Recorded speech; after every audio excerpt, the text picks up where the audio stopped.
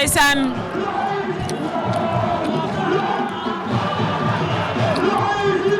combat bu mag bu ñëpp doon xaar diggante ki nga xam ne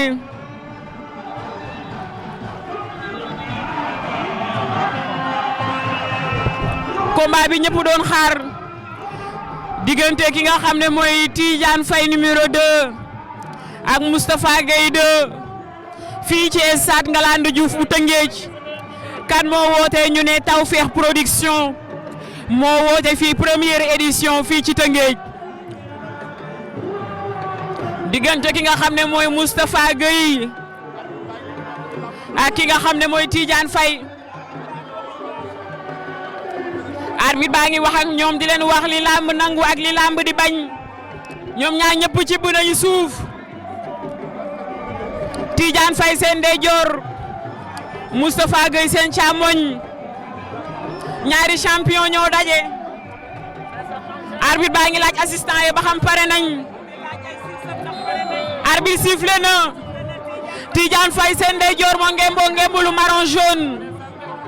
Moustapha Gueye seen càmmoñ moo ngembulu vert di tax ñaari xale yaa ngi lewtoo Moustapha Gueye ndeysaan mu ngi def ay jeu de tactique Moustapha Gueye Tidiane Faye xale ngi bëreeg mag waaye mag mu am ñam ay Moustapha Gueye ku lekk avance am di nga bëre mag la boo xam ne du may xale dara wallaahi laay léeg-léeg la doomu Faas la Moustapha Gueye Tidiane Faye waaye Tidiane Faye nekk na xale boo xam ne axlu lamb da koy bàyyi xel ndax daa ñëw marqué empreinte am daa bokk ci lamb macha allah ñaari xale yaa ngi noonu ndeysaan Tidiane Faye na def nank sinon Moustapha Gueye dina ko nax ndax Olof Njaay nee na ku la jiitu ci néeg bu lëndëm moo lay wan fi ngay toogee laay léeg la Moustapha Gueye wooy Moustapha Gueye ma ngay xeex Tidiane Faye laay léeg la yéen Moustapha Gueye daa décidé de Moustapha Gueye laay léeg la jeex na wala laay léeg la Moustapha Gueye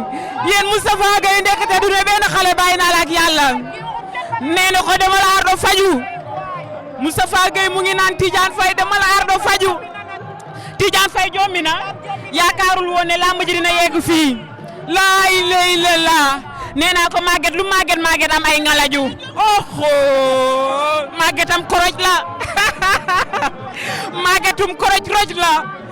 ay Tidiane Faye yaakaaroo woon na lamb ji dina yegg si fii waaye Tafa Gueye dafa nànk Tidiane Faye champion la ndaanaan la te telewul bëre te am na doole Moustapha Gueye bëre na non bëre na Moustapha Gueye mu ngi def ay déplacement Tidiane Faye nag mooy xale moo war a ubbi bëre bi moom moo war a risque dem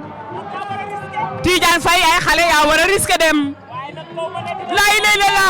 Moustapha Gueye laay léeg la Moustapha Gueye baadu ko doon mu daanu Moustapha Gueye laay léeg la Tidiane Faye daan na ko Tidiane Faye daan na Moustapha Gueye Tidiane Faye daan na Moustapha Gueye Moustapha Gueye bëre na daanu na Moustapha Gueye bëre na daanu na Moustapha Gueye bëre na daanu na bëre na daanu na lamb ji neex na lool Moustapha Gueye bëre na daanu na moo ubbi bëre bi moo bëre bi ndeysaan daa bëre ba daanu Moustapha Gueye daa bëre ba daanu